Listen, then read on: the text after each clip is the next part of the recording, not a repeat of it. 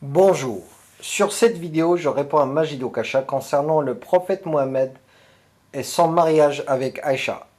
Écoutons Majid Okasha. Quoi que vous disent des musulmans qui chercheront à vous mentir, la biographie des hadiths classés Sahih, Bukhari et Muslim, en fait, elle est très claire et indique bien que le prophète Mohammed, qui a eu un harem d'épouses depuis sa fonction de prophète jusqu'à une dizaine en même temps d'ailleurs, il a épousé la petite Aïcha quand celle-ci était âgée de 6 ans seulement, voilà, et il a commencé à coucher avec elle quand elle avait 9 ans. Et des témoignages de la propre bouche d'Aïcha attestent qu'elle-même a confirmé son âge dans ces hadiths qui sont classés comme sahih, authentiques, voilà, dans le sunnisme. Le sunnisme représente d'ailleurs 90% de l'islam à travers le monde. Bref, en partant de là, le prophète des musulmans était un pédophile. Et aux musulmans qui nient ces âges de 6 ans pour le mariage et 9 ans pour la consommation du mariage avec la petite Aïcha, tandis que Mohammed était alors un quinquagénaire quand même, posez la question suivante, devant d'autres musulmans si possible d'ailleurs, quand vous interrogez ce musulman, ouvrez les guillemets. Ok, je veux bien admettre que Aïcha ne s'est pas mariée avec Mohammed à l'âge de 6 ans pour coucher avec lui 3 ans plus tard, quand elle avait seulement 9 ans. Mais dans ce cas-là, je te pose la question suivante. Si le prophète Mohammed s'était, hypothèse, marié avec Aïcha lorsque celle-ci avait 6 ans, et s'il avait couché avec elle lorsque celle-ci avait 9 ans, selon l'hypothèse, penses-tu que ces actions, si elles avaient eu lieu, discréditerait le prophète Mohammed dans son rôle d'exemple comportemental et moral universel vis-à-vis des êtres humains? Vous verrez, quand on lui arrachez un oui devant des témoins musulmans qu'il connaît notamment, ça va être quasi impossible. S'il vous dit que ce ne sont pas des véritables âges 6 ans et 9 ans, qu'elle était beaucoup plus âgée, c'est qu'il fait fausse route, il veut vous embarquer dans une réponse qu'il n'en est pas vue. Dites oui, oui, j'ai compris, ok, elle n'avait pas 6 ans quand elle s'est mariée avec lui, elle n'avait pas 9 ans quand elle a consommé le mariage, ok, j'ai compris. Mais admettons qu'il se soit marié avec elle quand celle-ci avait 6 ans, et qu'il ait couché avec elle alors qu'elle avait 9 ans. Penserais-tu alors, à partir de ces actions, donc, que ces actions empêcheraient le prophète Mohammed d'être un exemple comportemental et moral pour l'humanité, selon toi? Normalement, c'est binaire. Il suffit de dire oui ou non. C'est oui ou non. Tout simplement. Voilà, il y a un choix ou l'autre. Mais majoritairement, vous n'obtiendrez ni le oui ni le non. Les musulmans vous interroger. Normalement, ils vous répondront tout autre chose, ils changeront de sujet. Surtout les faux musulmans pacifistes qui jouent bien la comédie de l'intégration, mais voilà, qui, lorsqu'on les interroge bien sur ce genre de sujet sensible, montrent leur véritable visée. Question numéro 9. Majid Okasha, tu dis les musulmans qui nient que le prophète avait couché avec Aïcha à l'âge de 9 ans. Je ferme les guillemets. Et toi tu confirmes l'authenticité de ce hadith et tous les hadiths de Bukhari et Muslim. Comment tu peux prétendre que tu as un esprit critique ou que tu as fait des recherches sur le sujet? Si tu avais fait le minimum de recherches dans un but de savoir et avec un esprit critique pour séparer le faux du vrai, et non pas des recherches superficielles pour trouver des informations incomplètes et douteuses afin de servir ta petite idée de dénigrer l'islam et les musulmans. Tu aurais pu trouver que Al-Bukhari est né 220 ans après la mort de Mohammed et Muslim 240 ans après la mort de Mohammed. Tu aurais pu trouver que le hadith n'a jamais été écrit avant l'arrivée du Bukhari et de Muslim. Comment est-ce possible de savoir ce que le prophète Mohammed a dit ou a fait 240 ans ou 270 ans après sa mort, en demandant à des petits-fils de petits-fils de petits-fils ce qu'ils en ont entendu? Et après, tu confirmes que c'est le hadith sahih authentique. Et tu oses prétendre que tu as un esprit critique et que tu maîtrises le sujet. Si tu avais un esprit critique, la première des constatations que tu peux faire, c'est que ces soi-disant hadiths ne peuvent pas être authentiques. Si tu avais fait bien tes recherches, tu aurais pu trouver que le Créateur dans le Coran a reproché à Mohammed, le prophète, les erreurs qu'il a fait et même le prévient que s'il transgresse, il sera traité comme un transgresseur, il n'y a pas d'exception. Alors, qu'en dit-on que s'il avait commis un acte de pédophilie? Si le prophète Mohammed avait couché avec Aïcha à l'âge de 9 ans, il serait puni par le Créateur et dénoncé dans le Coran, lui demandant au moins d'arrêter cela. Oui, si le prophète commet une erreur ou un péché, le Créateur dans le Coran le remet sur le droit chemin et il n'y a pas de clientélisme. Admettons que le prophète a couché avec Aïcha quand elle avait 9 ans ou qu'il a transgressé une des lois du Créateur. Est-ce que ce comportement discrédite le prophète? Bien évidemment que oui. Le Coran a déjà reproché au prophète les moindres erreurs qu'il a fait. Le prophète Mohammed, comme d'autres prophètes, ils avaient une responsabilité à donner l'exemple par leur attitude et non pas seulement par leurs paroles. Et voici la réponse du Coran. Verset 37. Nous avons révélé ces lois en arabe, et si tu acquiesces à leur souhait, après que ce savoir te soit venu, tu n'auras ni allié ni protecteur contre Dieu. Dans ce verset, le Créateur prévient le prophète Mohammed que s'il transgresse, il sera traité en tant que transgresseur. Sourate 2, verset 145. Même si tu montres aux suiveurs de l'écriture sainte toutes sortes de miracles, ils ne suivront pas ta Qibla.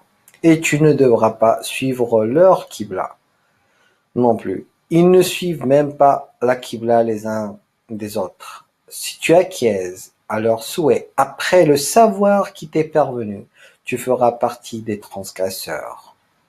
Pareil pour ce verset, le prophète doit obéir aux commandements du Coran, sinon il ferait partie des transgresseurs. Sourate 2, verset 120, ni les juifs ni les chrétiens ne t'accepteront, à moins que tu ne suives leur religion.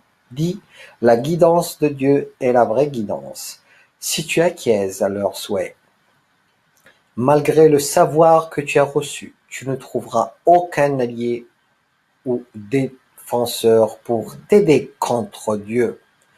Encore dans ce verset, le prophète doit suivre les enseignements du Coran, sinon il sera puni.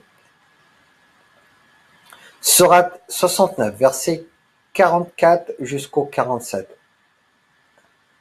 Avait-il prononcé d'autres enseignements? Nous l'aurions puni.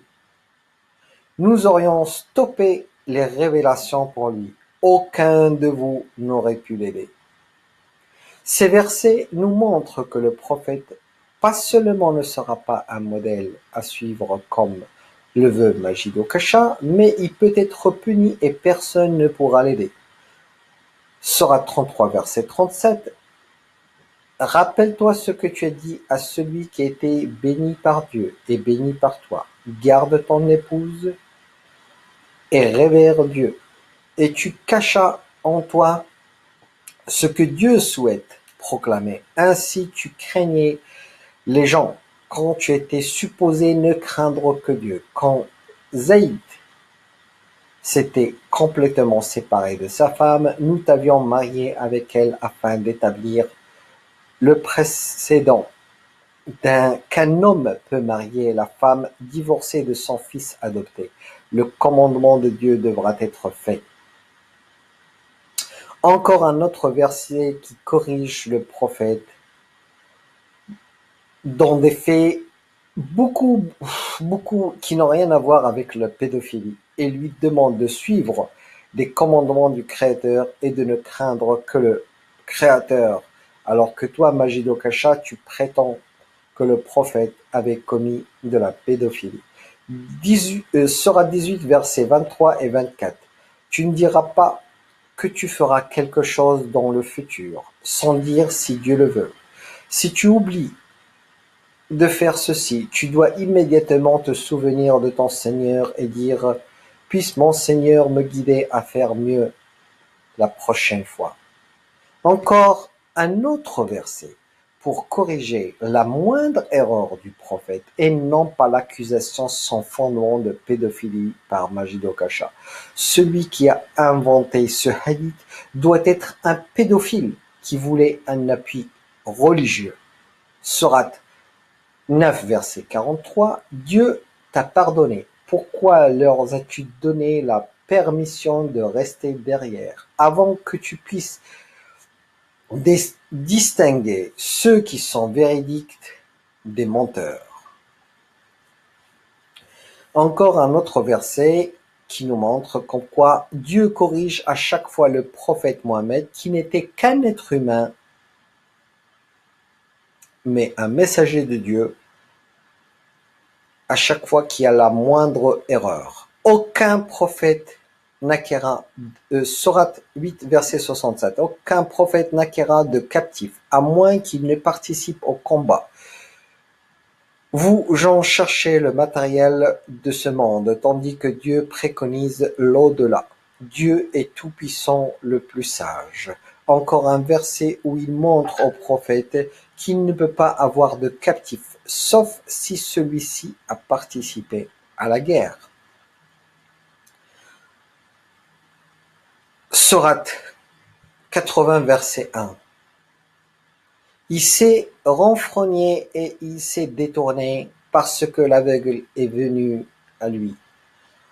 Encore un verset qui reproche au prophète juste parce qu'il s'est détourné d'un mendiant aveugle.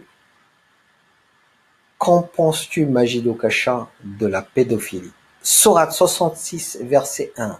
Ô toi, prophète, pourquoi interdis-tu ce que Dieu a fait légitime pour toi, juste pour faire plaisir à tes femmes? Dieu est pardonneur, miséricordieux. Encore un autre verset qui reproche au prophète de s'interdire ce que le Créateur a permis. Sourate 72, verset 21. Dis, je ne possède que le pouvoir. Je ne possède pas le pouvoir de vous faire de tort ni de vous guider. Alors, encore un autre verset. Bon, ce verset nous montre comme quoi le prophète, ce n'est que le messager qui a transmis parfaitement le message du Créateur qui est le Coran. Sourate 41, verset 6, dit « Je ne suis rien de plus qu'un être humain, comme vous, qui a été inspiré que votre Dieu est un Dieu. Vous devrez est un Dieu. Vous devrez lui être dévoué et demander son pardon. Malheur aux adorateurs d'idoles. » Voici ce qu'est le prophète Mohammed et ce qu'il devrait faire et ce qu'il a fait.